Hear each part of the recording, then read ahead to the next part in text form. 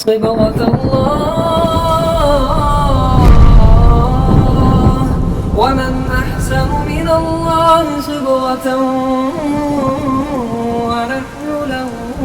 عابدون۔ بعض مرتبہ بچے محلے کے اندر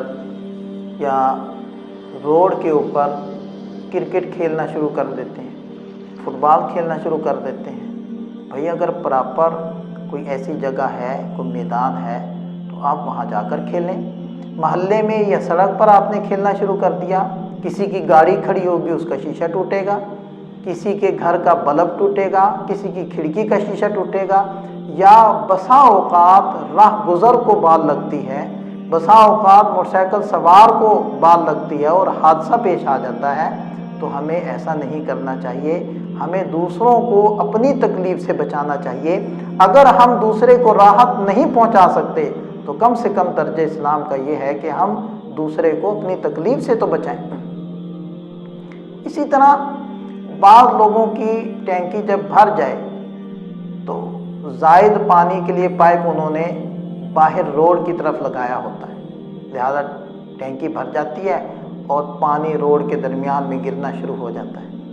اب دیکھنے میں تو یہ صاف پانی ہے، اس سے کسی کو تکلیف نہیں ہونی چاہیے، لیکن کس قدر تکلیف ہوتی ہے اس سے لوگوں کو گزرنے کے اندر، یہ بیان سے باہر ہے، اور اس کی طرف ہماری اکثر توجہ نہیں ہوتی۔ بھئی اس کا پراپر انتظام کرنا چاہیے، کوئی ایسا طریقہ لگانا چاہیے کہ آپ کو ٹینکی کے بھرنے کا علم بھی ہو جائے اور راہ گزر کو کسی قسم کی تکلیف کا سامنا نہ کرنا پڑے۔ اسی طرح بعض لوگ کسی سے ملنے کے لیے اس کے ہاں آتے ہیں، بیل بجاتے ہیں، تو وہ بیل بہت کئی مرتبہ اس کو بجاتے ہیں، بار بار بجاتے ہیں،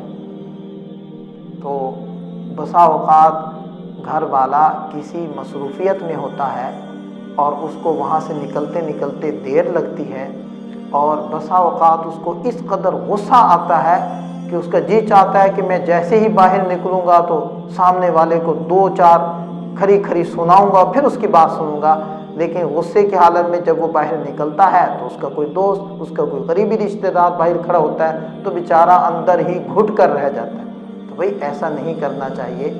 ایک مرتبہ آپ صرف بیل بجائیں اور ہلکی سی بیل بجائیں تاکہ سننے والا مشتعل نہ ہو۔ بیل کا بجانا اطلاع دینے کے لیے ہے، اس کو پریشان اور تنگ کرنے کے لیے نہیں۔ اور بعض بچے تو محلے کے وہ اس کو ثواب کا کام سمجھ کے کرتے ہیں، وہ آتے جاتے بیل بجا دیتے ہیں۔ بھائی آپ بیل بجا رہے ہیں، کیا خبر وہ کس قدر اہم کام کے اندر بیٹھا ہوا ہے، اس سے اٹھ کر آنا اس کے لیے کس قدر مشکل ہوگا۔ آپ نے مذاق میں بیل بجائی، آپ نے دل لگی کی ہے اور اس بیچارے کا دل ٹوٹ گیا،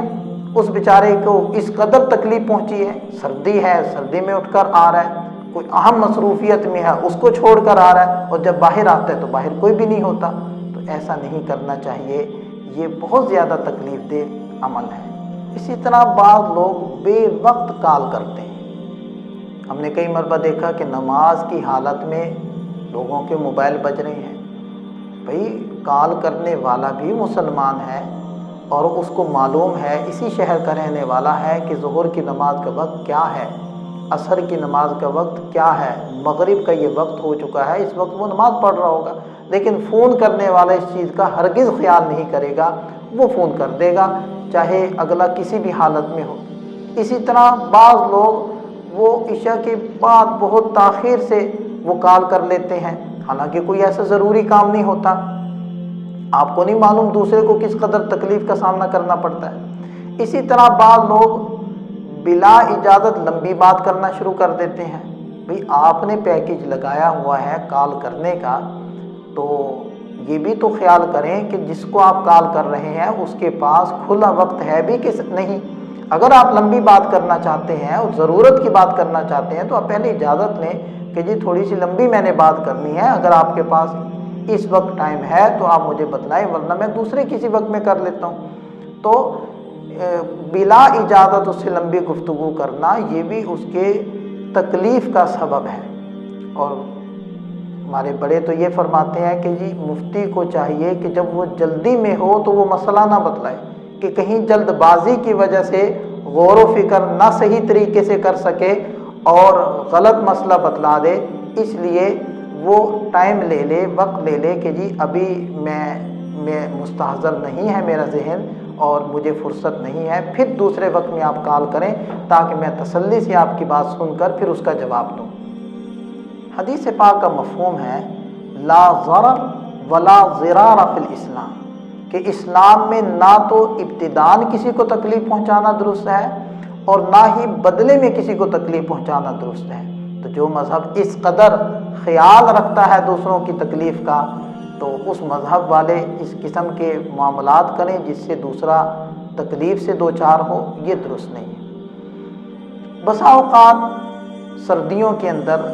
ہم مصافحہ کرتے ہیں اور ہمارے ہاتھ ٹھنڈے ہوتے ہیں، اور جس سے مصافحہ کر رہے ہیں اس کے ہاتھ گرم ہیں، ہم وضو کر کے آئے ہیں، ہمارے ہاتھ گیلے ہیں،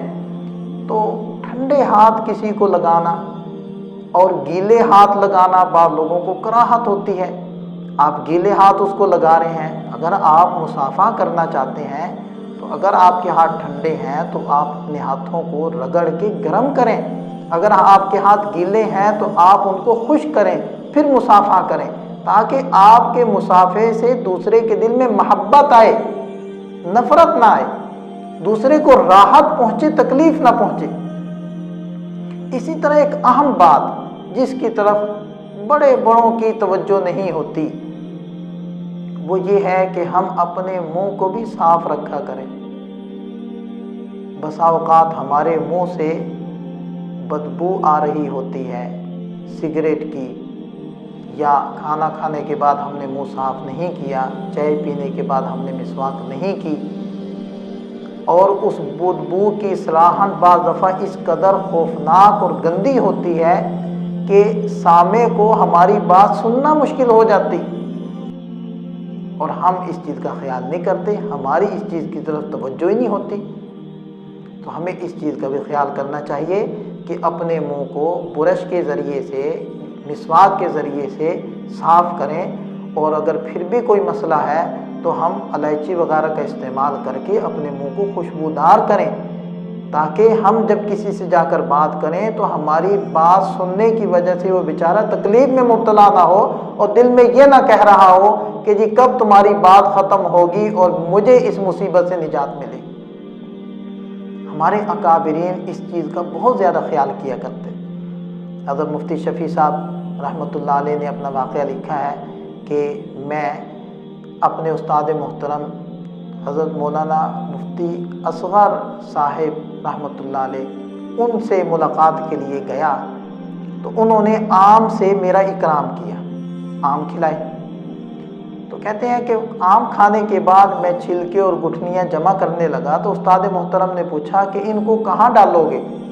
تو میں نے کہا کہ جی گھر کے باہر ایک طرف ایک کونے میں جا کر ڈال دوں گا۔ فرمانے لگے نہیں، یہاں مت ڈالو۔ انہوں نے پوچھا حضرت کیوں؟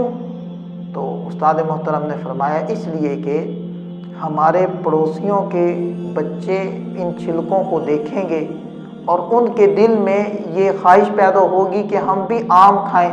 اور ان کے پاس آم کھانے کے لیے ہو سکتا ہے رقم موجود نہ ہو، تو ہمارے ان چھلکوں کو دیکھ کر ان کو تکلیف پہنچے گی، اور میں کسی کو تکلیف نہیں پہنچانا چاہتا۔ اسی طرح ایک اور واقعہ بھی حضرت مفتی صاحب نے ذکر کیا ہے کہ ہمارے استاد محترم کا گھر چھت کچی تھی، تو جب بھی برسات کا موسم آتا تو وہ ٹپکا کرتا تھا بارشوں کی وجہ سے، تو وہ ہر سال اس کی لپائی کروایا کرتے۔ تو ایک دن کہتے ہیں کہ میں نے استاد محترم سے عرض کیا کہ جی استاد جی، اگر آپ اپنے گھر کو پکا کروا لیں، پختہ چھت بنوا لیں، تو یہ جو ہر سال کی مشقت ہے، تکلیف ہے، اس سے نجات مل جائے گی۔ تو کہتے ہیں کہ استاد محترم نے میرا ہاتھ پکڑا اور گلی کے اندر تشریف لیا اور مجھے فرمانے لگے کہ پوری گلی کی طرف نگاہ دوڑاؤ، کیا کسی کا مکان یہاں پکا ہے؟ میں نے کہا جی نہیں، سب کے کچے ہیں۔ تو فرمانے لگے خود سوچو، سب کے مکان کچے ہیں، اگر میں نے اپنا مکان پکا بنا لیا تو اس پورے محلے والوں کو میری وجہ سے تکلیف ہوگی کہ نہیں ہوگی؟ یعنی ان کے دل میں حسرت پیدا ہوگی کہ جی کاش ہمارا بھی مکان پکا ہوتا، اور وہ بنا سکنے پر قادر نہیں ہے، بنا نہیں سکتے، ان کی تکلیف کا سبب میں بنوں گا تو میں کسی کو تکلیف نہیں پہنچانا چاہتا۔ اور خود حضرت مفتی شفیع صاحب رحمۃ اللہ علیہ، ان کے بارے میں نے پڑھا، وہ فرماتے تھے کہ لوگوں کو تو خواہش ہوتی ہے کہ رمضان المبارک میں ہمارا انتقال ہو، بابرکت مہینہ ہے، بابرکت راتیں ہیں، اس میں جو وفات پاتا ہے اللہ تعالیٰ نے جہنم کے دروازے بند کیے ہوئے ہوتے ہیں، جنت کے دروازے کھولے ہوتے ہیں، عذاب قبر سے محفوظ رہتا ہے، حساب کتاب نہیں ہوتا، تو جب رمضان میں نہیں ہوگا تو رمضان کے بعد بھی اللہ تعالیٰ کی رحمت سے امید ہے کہ نہیں ہوگا۔ تو فرماتے تھے میں یہ خواہش نہیں کرتا، اگرچہ رمضان المبارک کی موت پر بہت سارے فضائل ہیں، وجہ یہ بیان فرمائی کہ میرے متوسلین، متعلقین، شاگرد بہت زیادہ ہیں، تو جب میری وفات رمضان میں ہو جائے تو وہ تعزیت کے لیے یا جنازے میں شرکت کے لیے اپنا آنا ضروری سمجھیں گے، اور روزے کی حالت میں ان کو میری وجہ سے تکلیف پہنچے گی، اور میں کسی کو تکلیف اپنی ذات کی وجہ سے نہیں پہنچا سکتا۔ دیکھیں کس قدر اہتمام کیا کرتے تھے کہ میری وجہ سے دوسرے کو تکلیف نہ پہنچے۔ حضرت مفتی شفیع صاحب رحمۃ اللہ علیہ کا ایک اور واقعہ یاد آیا کہ فرماتے ہیں کہ ایک مرتبہ ہمارے ادارے میں انڈیا سے ایک عالم تشریف لائے جن سے میری پرانی واقفیت تھی، تو اس وقت ان کا ادارہ دارالعلوم کراچی وہ کراچی سے باہر تھا، تو فرماتے ہیں کہ میں نے دل میں سوچا کہ ان کا تو کھانے سے اکرام کرنا چاہیے، لیکن اس وقت تو کھانے کا انتظام نہیں ہو سکتا، تو میں نے ان سے پوچھا کہ جی حضرت آپ نے واپس کب تشریف لے جانا ہے؟ انہوں نے فرمایا کہ میں نے تو کل واپس جانا ہے۔ اب یہ سوچنے لگے کہ اگر میں ان کو کل دوبارہ بلاؤں کھانے کے لیے تو انہوں نے تو واپس انڈیا جانا ہے، ان کے پاس وقت نہیں ہوگا، اور ہمارا ادارہ شہر سے باہر ہے، دور ہے، ان کو آنے میں تکلیف بھی پہنچے گی، تو دعوت بھی کرنی ہے،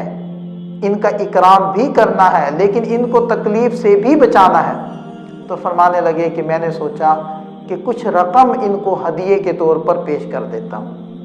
تو انہوں نے کچھ ہدیے کے طور پر رقم نکالی اور ان کو پیش کر دی کہ جی کھانے کا تو انتظام مشکل ہو جائے گا، آپ دوبارہ تشریف لا نہیں سکیں گے، تو میری طرف سے یہ ہدیہ قبول فرمائیں۔ تو وہ بھی آگے سے عالم تھے، اسلام کے مزاج کو سمجھتے تھے، انہوں نے وہ رقم لی اور چوما اور آنکھوں سے لگا کر اس کو جیب میں رکھ لی۔ اب دیکھیں ہم لوگ جو آج کل دعوتیں کر رہے ہیں، جس انداز سے کر رہے ہیں، تو میرے خیال سے تو ان کو دعوتیں نہیں کہنا چاہیے، ان کو عداوتیں کہنا چاہیے۔ ولیمے کی دعوت ہو گئی کہ جی آپ تشریف لائیں، کتنے بجے کا وقت ہے؟ 1 بجے کھانا مل جائے گا، 4 بجے کھانا ملتا ہے، 3 گھنٹے انتظار کرنا پڑا، اور انتظار کی صعوبتیں، مشقتیں برداشت کرنا پڑی، تو یہ دعوتیں تو نہیں ہیں۔ اسی طرح اگر آپ کا دولت خانہ، دولت کدہ دور ہے، آپ نے مکلف کر دیا کہ جی تشریف لائیں، آپ نے ہمارے ہاں کھانا ہی کھانا ہے، حالانکہ وہ بیچارے مصروف ہیں، مصروفیت سے وقت نکالنا، تو یہ بعض دفعہ ہماری دعوتیں وہ دوسرے کے لیے مشقت کا سبب بن جاتی۔ کوئی آپ کے ہاں تشریف لایا ہے، اس کے پاس وقت تھوڑا ہے، 10 منٹ ہے، آدھا گھنٹہ ہے، 1 گھنٹے کے لیے وہ آئے ہیں، آدھے دن کے لیے آئے ہیں، آپ بضد ہیں کہ نہیں جی آپ کو تو رات رہنا ہوگا، ہم آپ کو جانے نہیں دیں گے۔ بھئی ایسا نہ کریں، ہو سکتا ہے کہ اس کے پاس ٹائم نہ ہو، تو آپ ان کے اکرام کے لیے ان کو روکنا چاہ رہے ہیں، آپ یہ تو غور کریں کہ ہو سکتا ہے کہ ان کا اکرام اس صورت میں ہو کہ ان کو آپ جانے دیں، اور جتنا وقت انہوں نے آپ کو دیا ہے اس کو آپ سعادت سمجھیں۔